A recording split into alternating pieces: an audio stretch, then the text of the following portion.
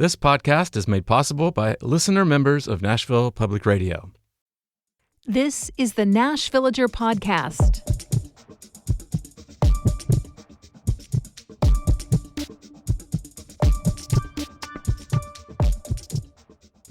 It's July 8th, 2025.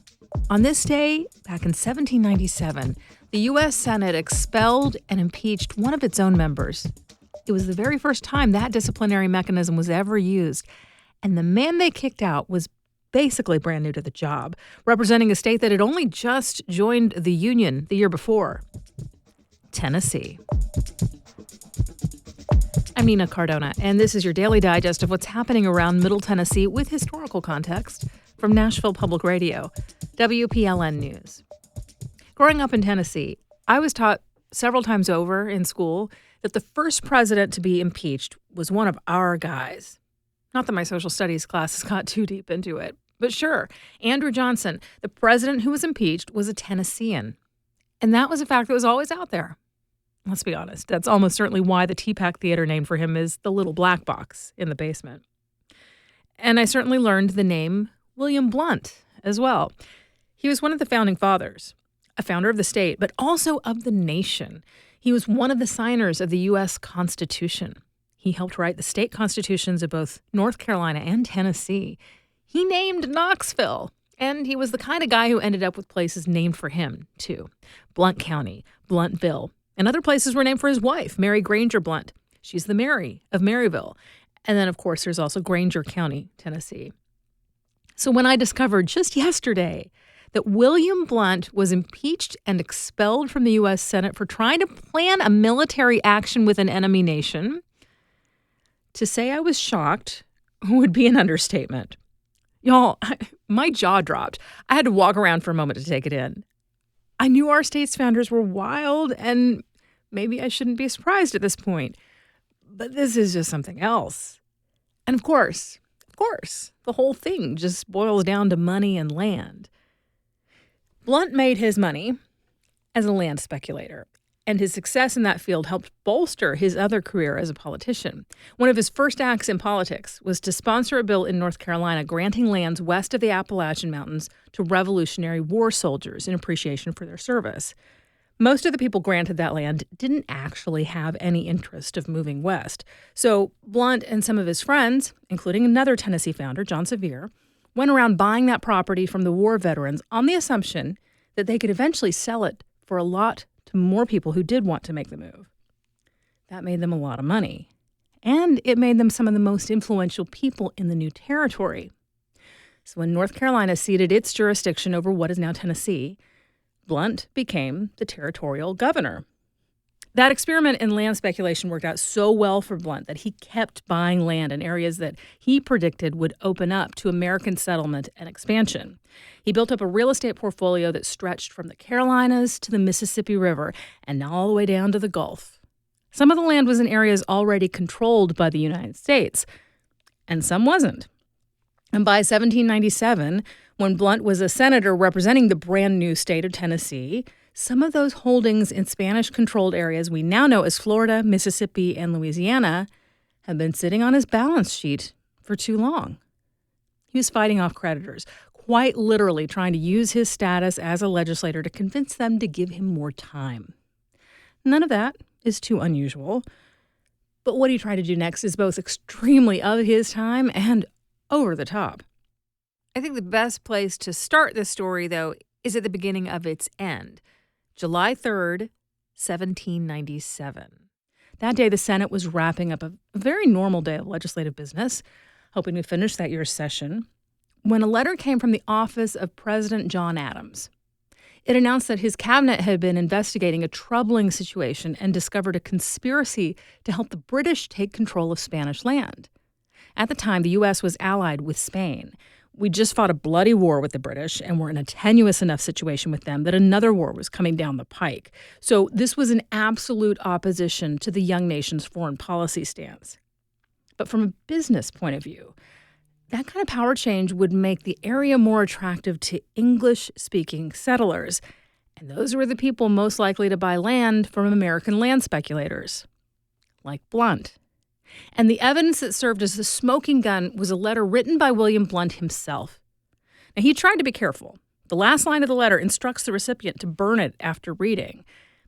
And even so, Blount doesn't actually say in writing, "We're going to join with British soldiers to stage a coup against the Spanish, and we're getting groups of Creek and Cherokee Indians to stage a separate action at the same time so we can all work together to divide and conquer." That conversation had happened in person earlier, but Blount's letter, which was not burned, did lay out the timing of the plan, which was to be carried out that fall. He clarified that a representative of their group was in England at that time, hammering out details with officials there.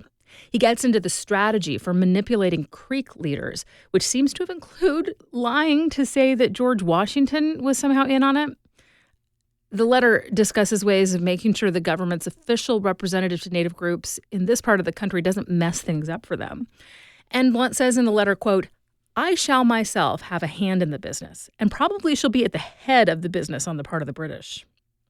Now, I'm not sure if that meant running the military action or governing the new territory once all was said and done, but his resume would suggest the governing business is what they might think he was qualified to do.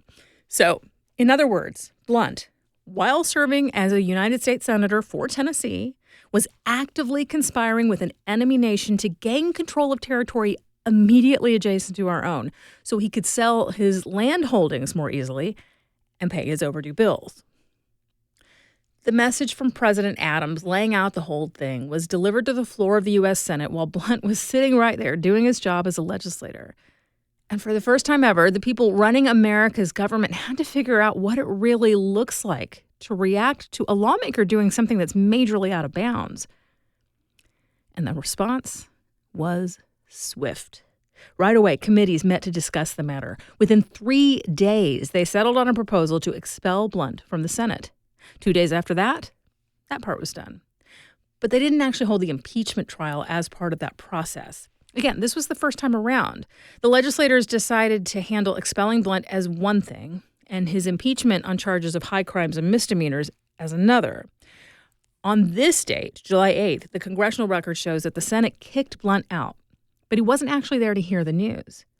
The day prior, he'd been told to pay $2,000 in what was essentially bond money to ensure he'd come back the following February for the impeachment trial. And once he paid that money, he hit the road. He had no interest in sticking around for the vote on expelling him.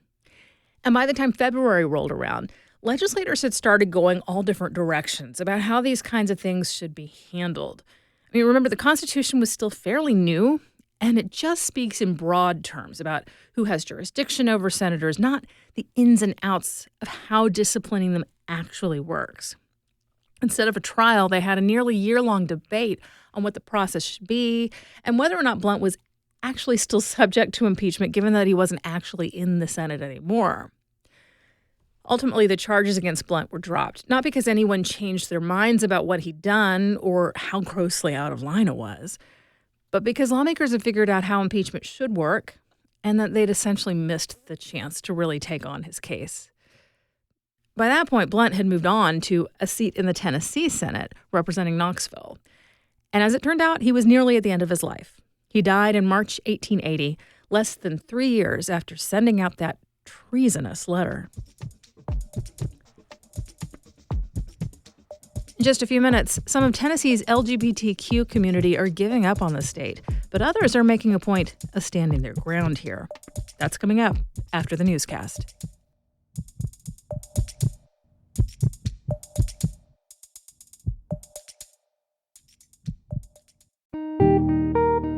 We know that local government isn't the only part of your life.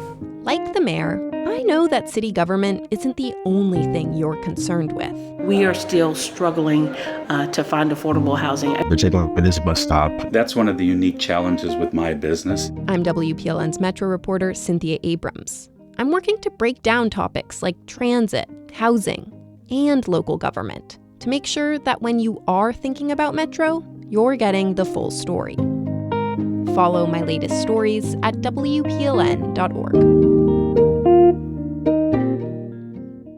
Here's the latest from WPLN News.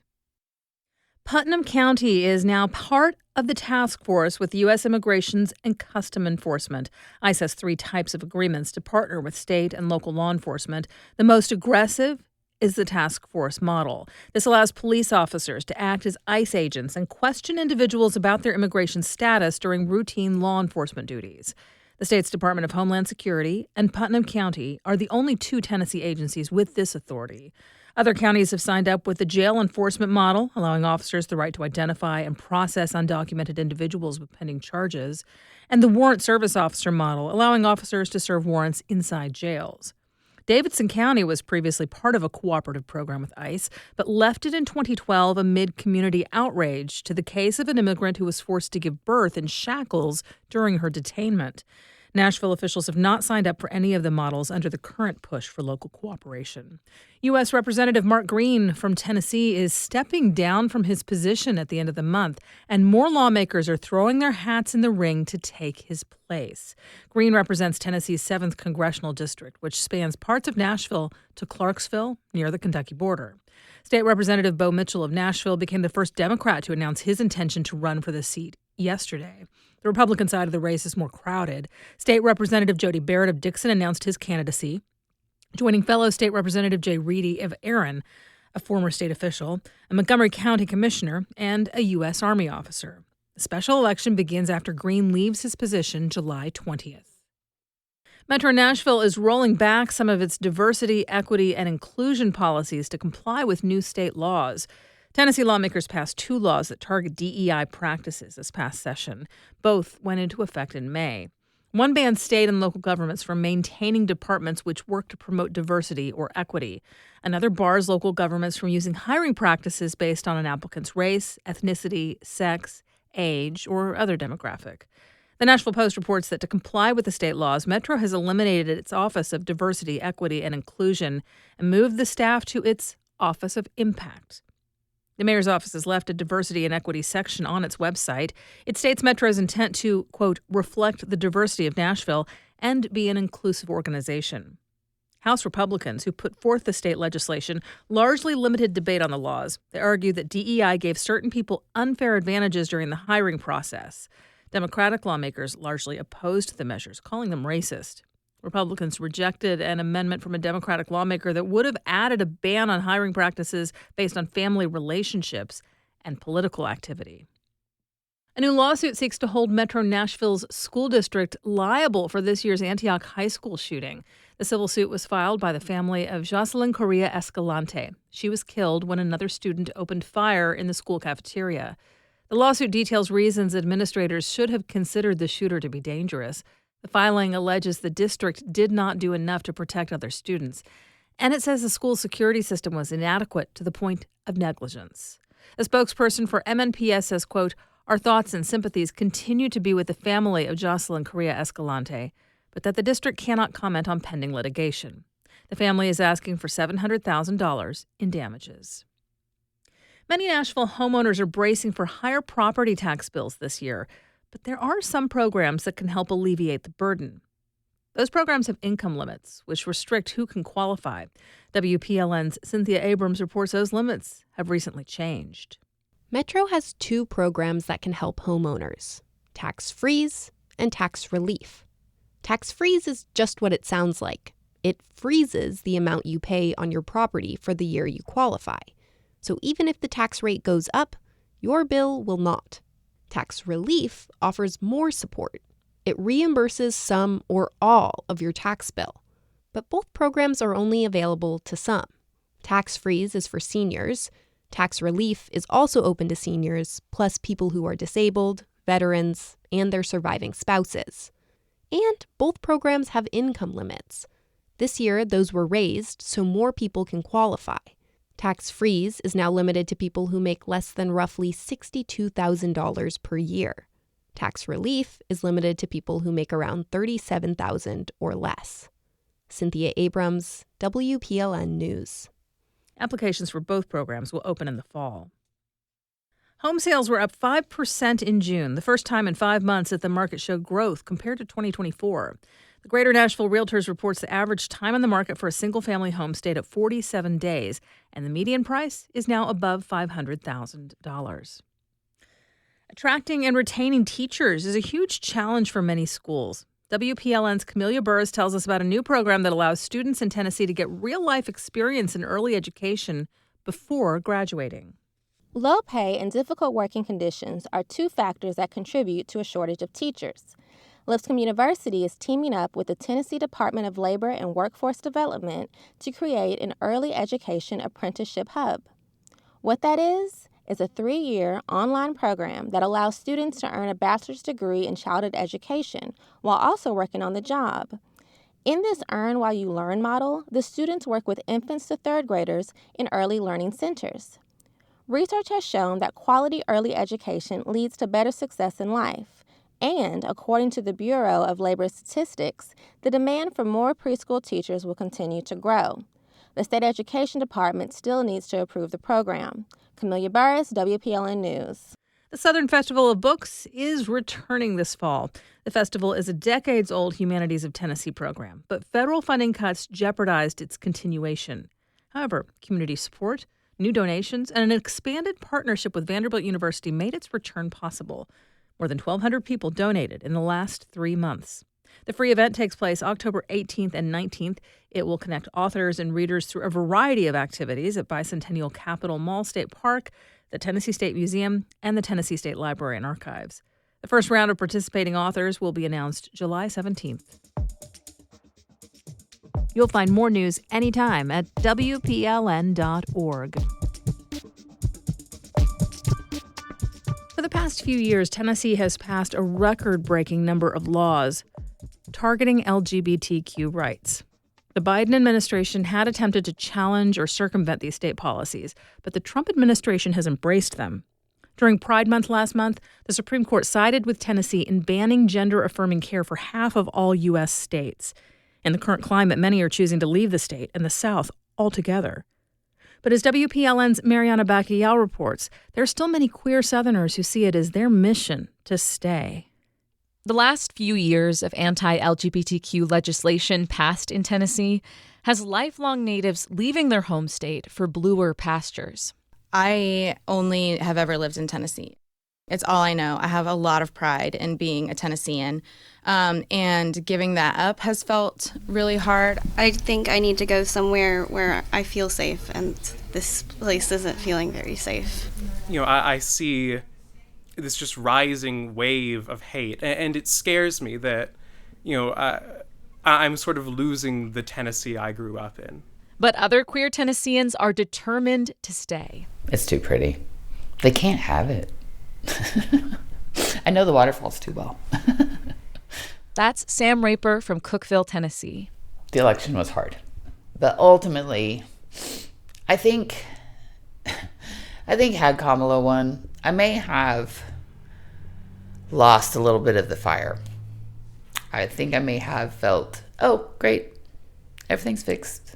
We won. But that wouldn't have fixed or solved anything here. Lachlan Cook, a transgender college student, has left Tennessee for school, but he says he intends to come back to study under Vanderbilt's divinity program. Because I really think that the South and Tennessee is where the fight for democracy is, and the fight for liberation. Looking at it and being like, well, nothing's ever going to change, so I'm not going to do anything. Yeah, nothing's going to change if you don't do anything.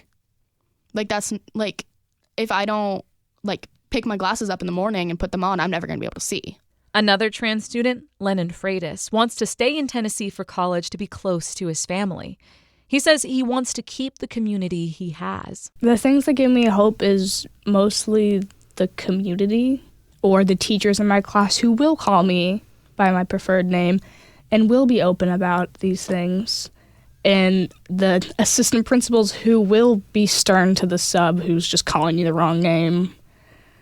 Just like little bits of hope and positivity around that it kind of all builds up. Singer-songwriter couple Chris Matthews and her partner have toured all over the country, but they say that their love songs have a different tone when they perform them here versus in California. I always joke when I'm on stage, it's like I'm hard-headed, I'm a Southerner. It's just like, you tell me you don't want me there, I will die in Tennessee. I'm never leaving. Her partner, Heather May, says they've taken the queer community for granted in more accepting places.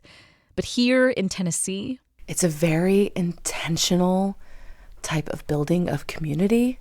We're not going anywhere. May says that since so many queer Southerners were raised in the church, they share a trauma that LGBTQ people in the North just can't relate to. Some people, it's necessary for them to leave, and then some people, it's necessary for them to stay. And I feel like we're in that latter camp. And so I think we'll be here. I think regardless of what these next 4 years bring. I am definitely concerned that it will be dark ahead, and living in a southern state is definitely a choice. You're basically asking us, are you sure about living here? And we are actively choosing to stay to help build hope. Don't lose hope. As we talk on May's couch, her front door opens. On this particular Sunday morning, their household is hosting a brunch for their friends. It's Uncle Bear. Girl. As the first few brunchgoers enter the May Matthews household, the couple greets their friends and their children, the next generation of Tennesseans who will have to make their own choices about whether to stay or go. Mariana Baca-Yao, WPLN News. We do this roundup of Nashville news every weekday, so subscribe in your favorite podcasting app to make sure you never miss an episode. And if you like this, you'll probably enjoy the Nashvillager newsletter, too. You'll get perspective from more of my colleagues at Nashville Public Radio and links to the stories we're following. Sign up for those daily emails at WPLN.org/Nashvillager. And thanks so much for listening. Let's make this day a good one. We'll catch back up tomorrow.